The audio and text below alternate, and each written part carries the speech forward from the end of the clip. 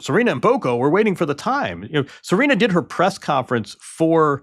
The most surprising thing about Serena Williams back onto a Grand Slam court, she's doing it. Comparison the tennis world's sharpest voice just reached for to explain it. Roddick didn't pull a tennis name out of the archive. Michael Jordan. So you understand why? And unsee what he saw. Now, before you roll your eyes at another comeback hype video, this isn't built on vibes. It's built on what Roddick actually said on his own podcast. Williams has actually played since announcing her return. On a piece of tennis history, already answered this exact question once before. Here's the system Roddick is describing, if he didn't call it that. A 23-time Grand Slam champions game is not just talent. Muscle memory under fire, a serve motion, repeated tens of thousands of times until it survives nerves, age, everything. The one condition that has to hold for that system to still function after 4 years away has to be intact when the legs and lungs are not. That's the gap Roddick is pointing at. Not whether Serena Williams can still hit a tennis ball, whether she can still move behind it for 3 sets. And this isn't theoretical. Williams already showed flashes of it, not at Wimbledon, not in an exhibition. In real, scored doubles matches at Queen's Club and the Berlin Open. Her racket speed showed up immediately. Serves clocked well above 120 miles an hour.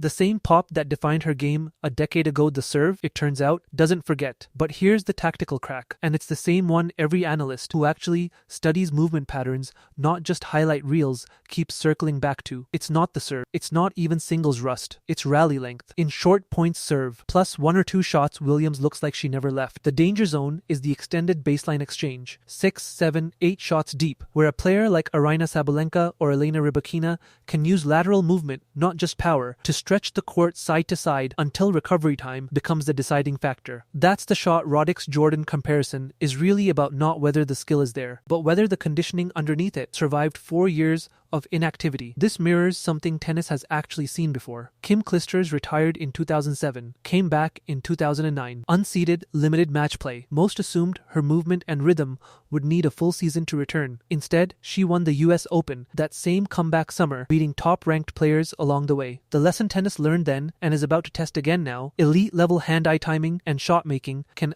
outlast a layoff far better than conventional wisdom predicts. Williams may be auditioning the same outcome on a much bigger stage against deeper depth than 2009 ever had. And here's what nobody is connecting yet. Watch her return position in those doubles matches she's stepping in, taking the ball earlier than she used to, shortening points before they can turn into the long rallies that punish movement. That's not nostalgia. That's a 44-year-old building a deliberate strategy to avoid the exact tactical crack just described before a single singles ball has even been struck at Wimbledon. There's a psychological layer here too. When Williams turned to a reporter in Berlin and asked, half joking, whether she was ready for singles, that wasn't doubt. That's a competitor running a live information check in public. The same instinct that's defined her entire career. Gather the data, then commit. Thing before deciding to enter Wimbledon's draw at all. Now, here's the honest case against this thesis. It's entirely possible 4 years away from singles tennis is simply too much. Regardless of mental readiness or shot quality,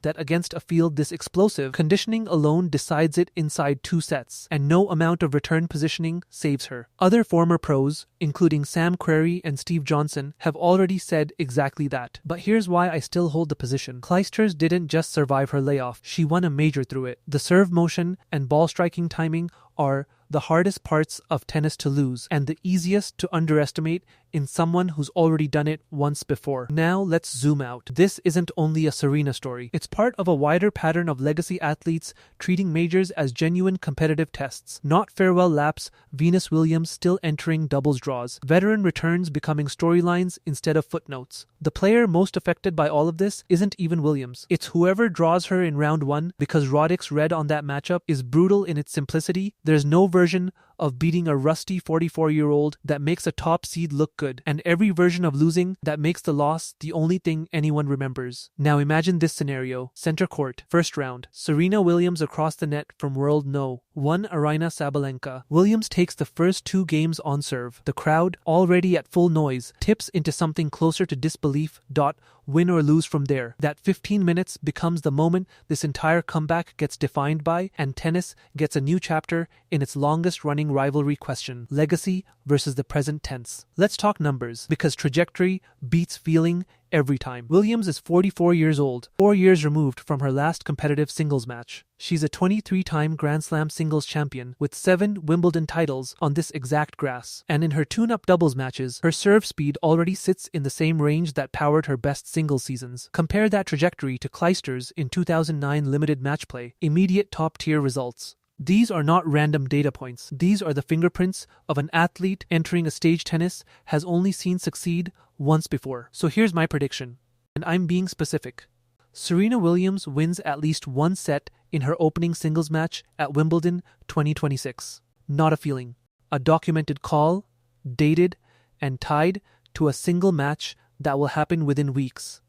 If the conditioning gap Roddick is describing turns out to be as serious as the skeptics believe, this is exactly where it shows first. So go back to that comparison. Michael Jordan, returning to the court after nothing but a few pickup games. Roddick wasn't being dramatic. He was naming the exact tension every great comeback runs into, the gap between skill that never leaves and conditioning that always does. If Serena Williams closes that gap at Wimbledon, this is the moment people will trace it back to. And if she doesn't remember, this was the honest case too. Either way, remember where you heard the tactical version of this story first. Because we don't chase narratives here, we build them from the ground up.